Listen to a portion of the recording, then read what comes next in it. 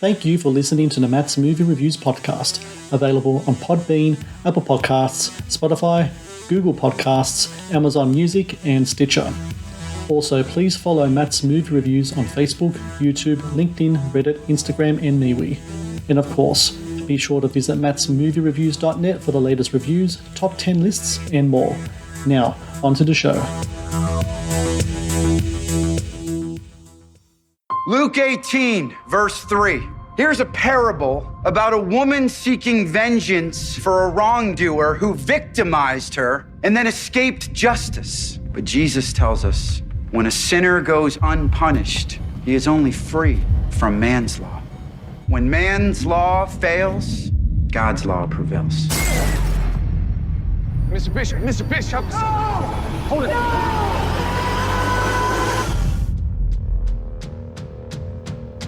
Mr. Bishop, Detective Sawyer, I'm sorry about your loss, Pastor.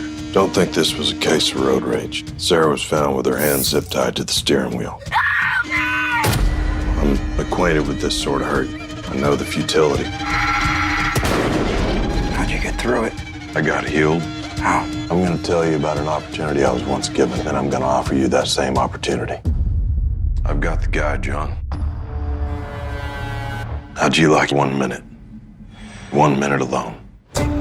John, I want to introduce you to the man who murdered your daughter. It's time for you to heal John. My only rule is you can't kill him. Count the moments that he stole from your Sarah. No turning back, John. You can't find your own brother? Look harder. This isn't you. You're scaring me. Daddy, you okay? Who the hell are you guys? Where's my brother? Come on! She fought harder than you do!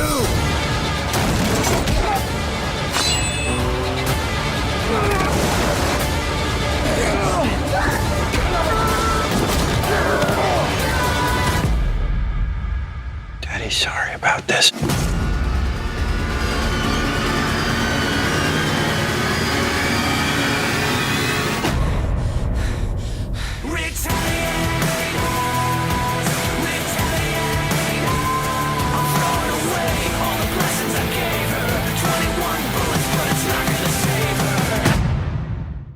Hello and welcome to the Matt's Movie Reviews podcast. I am your host, Matthew Pejkovic, and this is episode number 460. Releasing September 14 is The Retaliators, a horror thriller that stars Michael Lombardi as a small-town pastor who undertakes a harrowing journey in his quest to find justice for the man who killed his daughter. A blood-soaked tale of morality and vengeance that is backed by a hard-rocking soundtrack, The Retaliators lives up to his promise of delivering eye-popping violence and thought-provoking commentary. And joining me now on the podcast is the man himself, Michael Lombardi. Michael, how are you today? Hey, Matthew, how are you? Episode 460, huh? Yes, sir. No, absolutely. No, we've got to keep hustling. We've got to keep working, right? And I know for yourself, this is something that's been on the books for you for a little while. And it's really interesting watching The Retaliators. I'm a fan of both horror and heavy metal. And so the history of both, how they converge time and again, is really interesting to me. This movie, though, it does go back to your own time as a musician, as the frontman for Apache Stone, because back then you were writing at times with the film's screenwriters, which is Darren Gear and Jeff Allen Gear. So how does that kind of spin off to what you guys are doing in a totally different art form to what you have now in movies? How does that kind of come about that you guys are now collaborating in the movie sphere as opposed to music beforehand? Yeah, great question, man. So I'll tell you this, many years ago, early 2000s to mid 2000s, I had a record deal. At the time, MySpace Records was a label.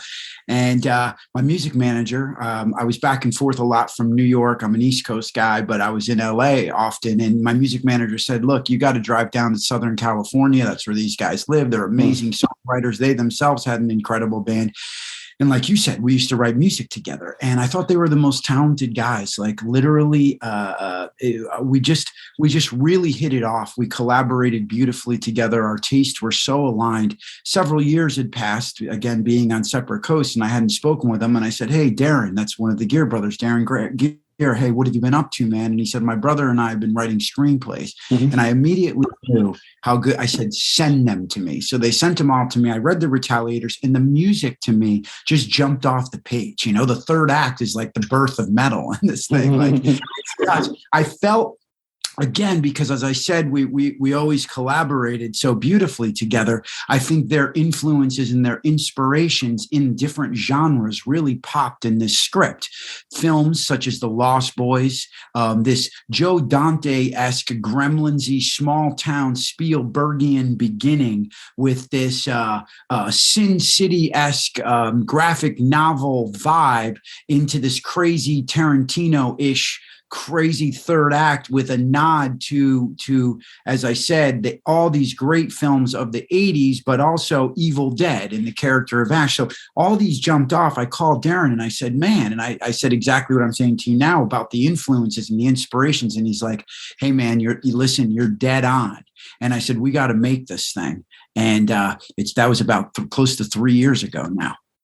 What's really interesting about the Retaliators as opposed to the other films we're talking about is that your movie deals like with some really heavy themes. They're talking about morality, religion, vengeance, and justice. And the genesis of that really comes down to the Gear brothers had dealt with their own kind of like specific tragedy in that their younger sister survived a really vicious sexual assault. And that kind of bore to what we kind of see like on the screen now. To me, it kind of feels like it's like art. Their art is like expressing their deepest, darkest thoughts and desires. It's things that people often think about, but they don't really find themselves at that crossroads until it happens to them. I imagine for them that this would be very much them kind of like spewing out or exercising certain demons within themselves in regards to that own incident put forth in the screenplay. Is that how you kind of saw it as well? 100%. You're dead on. And I think what's very important here is, yes, their sister was brutally attacked several years ago. And, they had to sit through, they didn't get the guy for a long time, and they finally did. The story will give you goosebumps, the way she had to fight for her life to get out of the situation. But they didn't catch the guy for several years. So the family had to endure a lot. And then when they did, he put a belt around her neck, and that was the thing that would be like, and by the way, she's very outspoken about this, so we're not exploiting anything in the wrong manner. She wants her story to be heard, and she did day one from when this happened. She's a very strong individual. But what happened was there was one jury member who didn't want to give the guy like life because of the belt around the neck would be murder or attempted murder. So it went on in trials. And the two brothers, they come from a very big family. They saw what their father was going through, what their sister was, and they said, imagine if there was a service where you could just have a minute alone with this person. Like if there was a service you can call and they could put you in a room with this individual. And the concept of the film is, what would you do if you had a minute alone with the person who hurt or killed your loved one? And that really is, and you said something, this film sits on the highbrow side of horror. It's story driven. It's a slow burn. And that's what attracted me to it a lot. And I think it's the kind of movie where you can go watch it and it's a popcorn fun movie. And I should tell you that the story, the film is inspired by that concept. It's not about what happened to her sister, although there were Easter eggs and nods to it, and there's a character, Aunt Jody, but it's about this concept, and it really teeters and lives in that space. Like you can go out for a drink or dinner afterward and talk about these concepts of morality, religion, and justice. And I think half the people will be for this concept. Yeah, you want that minute alone. And the other half are sort of on the fence. And that's really interesting place to be and see it told from this story. And I think it takes a lot of twists and turns that are unexpected, which you may be like, it's a revenge thriller at the end of the day. And that's the oldest, one of the oldest stories in the books, right? It's like Shakespeare and love. And it's just, it's from the beginning of time, but I think it's told in a certain interesting light in this case. And what's another thing that's really interesting is that, like, as you said, it is just a film about story and character, and the character that you play, the character of John Bishop, he himself is a man of God. He's a pastor. And on top of myself being a horror fan and a heavy metal fan, I'm a Christian as well. So I've always find it interesting watching those dynamics play out on screen. especially considering him. He's very much a person who turns the other cheek when originally confronted with the notion of violence. And now that he's placed in this position where it's like do or die, how does that kind of happen? Like, how does that kind of fit within his soul? It kind of reminds me in a certain way of when the church kind of brought about the notion of just war during world wars, where there is definitely the commandment says thou shalt not kill, but in this circumstance, in defense of a country, in the face of a greater evil, there's a time to kill. I think that's a really interesting dynamic to play with. Did you find the same thing as well in regards to this character? Absolutely. And I think being a man of the cloth, and, when you prepare for a role like this, I went to many modern day sermons, and, I actually grew up Catholic as well. So it's interesting. So I was heavily informed on that side, but I'll tell you, I went to a few modern day sermons, and I thought about, how do you build a guy like this? Who is he? I think he chooses to be passive in a lot of situations, but it's not like he's a wimp or he's scared or he doesn't stand up for himself. Myself, I played the character so long. So I think I built something inside of him that may have happened in his past. And then, he met his wife, and maybe she brought him to the church, and it helped heal him, and he turned to the Lord and to healing and that ideology and that scripture, and became a modern day pastor to spread the word over a long time. So now when he's confronted with this, because you can ask yourself, and I hope that it's not unrealistic, but the turns that he takes and who he becomes from the beginning to the end in the journey, and sort of peeling back that onion, is hopefully pretty interesting. And it's not like completely far-fetched considering who he is, because he is a human being. And I thought what was interesting is you brought up thou shalt not kill. That's actually our tagline. Thou shalt not kill. And then the not gets crossed out with an X, because it's like, that's what, his what he's contemplating throughout. And I think what's also interesting is that something terrible could happen to you. And I remember being like a young boy and thinking about someone hurting my parents or them not being there and what I would do. And if you have a child now or a young niece or nephew, it's easier to relate that you're close to. I think that really help me put my head around this part. But you would want that revenge, right? You really would. But then when this human being is sitting in front of you, would you be able to actually puncture, scan, or whatever it is you're going to do, hurt someone, poke their eye, see blood, and physically do that? I think it's an interesting question. And again, it's not a new question, that's for sure, but I think it's told in an interesting way, and that's what attracted me about the script. The Matt's Movie Reviews podcast is brought to you by TeePublic. TeePublic is the world's largest marketplace for independent creators to sell their work on the highest quality merchandise. With over 1.2 million designs, TeePublic is sure to have something you love. The Matt's Movie Reviews podcast is brought to you by Amazon. The world's leading online store, Amazon is your first stop to buy a wide range of products at competitive prices with fast delivery times.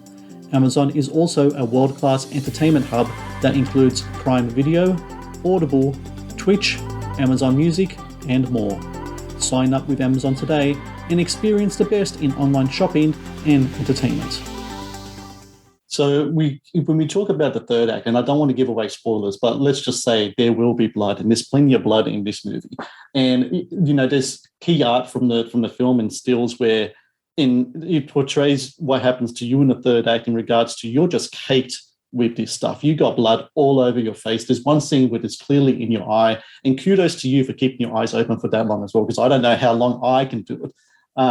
And so when it comes to that, working with blood in that kind of way, what's the experience like? I mean, does shoot number 5 differ from shoot number 1, or is it always an uncomfortable experience? Because I imagine that kind of stuff, the concoction of it, will be so incredibly sticky. Maybe it smells, maybe all the above. How do you kind of work through that, and does it become easier as you go along in the production?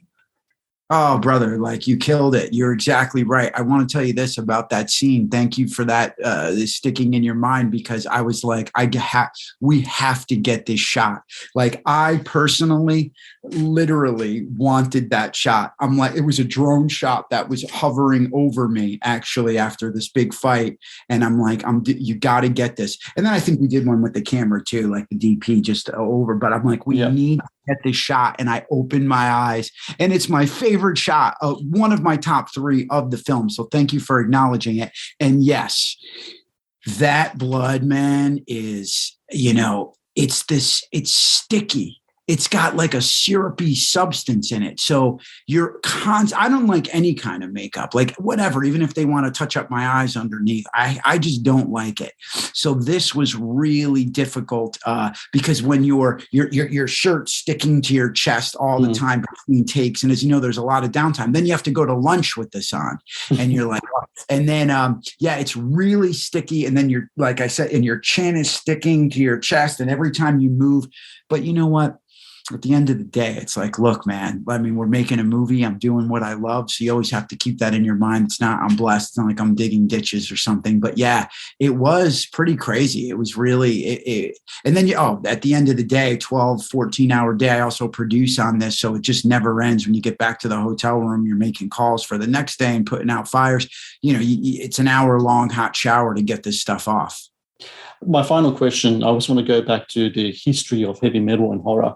And like I said, it's something that comes up quite often. Actually, recently I rewatched a film from, I think it was from 86 or 87 called Trick or Treat. It was like a slasher film from the 80s. And that had like Ozzy Osbourne and Gene Simmons in it and a bunch of other like metal guys from the 80s. It's kind of similar to what you have here in the Retaliators. You have members of Five Finger Death Punch.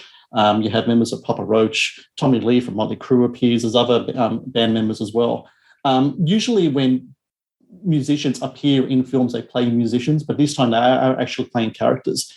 Where did the notion come from to having these guys portray these roles? Was it just a really cool feeling of synergy, considering they're playing the soundtrack as well? It'd be really cool to have them on screen as well. Or is this something that kind of comes along, kind of, when you're casting, like, hey, what about, Ian Moody from Five Finger Death Punch could play this character. Then let's get Zoltan to play this other guy and all that kind of stuff. Is that kind of like how it kind of comes about?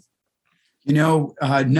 And I have to tell you, there's been a tremendous amount of thought in casting these roles. And I told you when I read the script, the music jumped off the page to me, just the whole vibe, like the nod to the Lost Boys, The Crow, Judgment Night, all these great films of the 80s and 90s with awesome soundtracks. So the writing and it lent itself to that, I thought, in the style. And I told you my writing partners for music and the Gear brothers who scripted this, it's just right up our alley, all those movies. So we were like, so I brought the movie to Alan Kovac, who is the founder and CEO of Better Noise Music. And he got it. And he goes, look, let's do this film. And he backed me the whole way. And he gave me all his musicians' numbers. Five Finger Death Punch. We talked about the perfect tailored role for these guys. Hey, the Motorcycle Gang, the Jacoby Shaddix of Papa Roach. He's going to play Quinn Brady, the bad guy. All good things. These guys are the gas station attendants because it's sort of like a knock on millennials, and they just look great. That little scene. Right. So we very carefully cast each of these guys. And the main goal was to do it in a very non-gratuitous manner. So that it was a movie first. Alan always said that to me, and I appreciated it so much because I'm an actor. I've been an actor for 20 years, and I felt like I wanted to make a film, and that's what attracted me. Of course, I have a music background, and I love music. So the two coming together, it's like it's almost been my destiny because I've been doing both for a long time. And anyway, I spoke with every musician before they got on set about their roles, and these guys brought it, man. Like, to me, you wouldn't know the character of Quinn Brady, Jacoby Shaddix. You would just say he's an actor. And then if you did your research, if you didn't know Papa Roach, you'd be like, oh my gosh, that guy's the lead singer of Papa Roach. So I think that's true of all their performances. And to me, that's the key to the film. I think it's a movie first. We had a great film festival run. And, we were able, Fright Fest in the UK, arguably one of the top 5. We got into that, and then we said, okay, we have a movie here. We got some good reviews. We maybe see, because you never know, what people are going to perceive, and especially with all these cameos and this phenomenal soundtrack. And it is music driven, but again, it was very important to us. And then we opened Screamfest in LA, which is another huge genre festival. But yeah, it was very important to us. To make it a film first, but then have all these great cameos. And I know we do have to wrap it up, but I need to tell you one last thing that's interesting, because I said it before. We talked about the younger sister of the Gear brothers and the origin of the story. I played a firefighter on a television show called Rescue Me. Yes. On the FX network. I did a 100-episode run on that. Now, get this and how serendipitous this is. And again, because I talked about the musical angle and, me being able to produce and be an additional director and be in this film. But this other crazy part and element of this movie that I think is very interesting, and hope others will if they listen, is that when this brutal attack happened to her, she was in firefighter school and she was she then became a probationary firefighter. Now, on the television show Rescue Me, I was the probationary firefighter. And I was one of her favorite characters because, of course, she related. And the show Rescue Me, even though it was a drama, it had a lot of comedic elements. So she watched the show and she made her laugh. So over the course of the 100-episode run, it helped her heal because she saw firefighters who had real life flaws. The show was very real and it was about humanity more, even though these guys are heroes, because at the end of the day, they run into buildings, burning buildings when people are running out. But I think what's important about this is, so now I end up being the lead in the movie that's, inspired by her and her horrible, horrific story. But get this, now it's a winning hero story. She is one of the only female firefighter captains. There's a very few in America. So it's a win story. All these years later, I think it's been over the course of 15 years now, she healed and she became a captain in the fire service. So I just wanted to share that with you because we touched upon the origin, but I thought it was another crazy angle to this film and this story and this journey. Thank you very much for sharing. I'm sure a lot of people will take a lot of interest in that story in such a fascinating way. Sometimes all of these kind of paths can converge when it comes to, art and experience and tragedy. Sometimes they can all kind of come together. And for everyone listening, September 14, The Retaliators in Australian cinemas. I'm pretty sure it's a global release too, and in States as well. It's going to be playing over there. Like you said, it's had a great festival run. Currently still standing pretty on 100% on Rotten Tomatoes. The critics love it. I loved it too. And I just want to say to everyone, you have to watch this in the cinema because I think this is a kind of communal movie, because there are scenes in the movie that I think people can openly react to. And I think when people watch it together, like especially, I think horror has a really good way of kind of tapping in to certain things in regards to people, the way that they react to movies. This is one of those films where people will react to it in different ways, because it's a film that not only hits you kind of viscerally, but it's also got it's a movie that's going to make you think as well. And it's been a pleasure, Michael Lombardi, to talk to you today. Congratulations with the film. Hopefully we can talk again in the future with other films. It's been a pleasure, really have. I would love that. Thank you, Matthew. Be well. Thank you. You too. Thank you for watching the Matt's Movie Reviews channel. Please subscribe for more reviews, podcast interviews, and exclusive content. Also, if you would like to request a review and support my work, please join my Patreon via the link in the description below.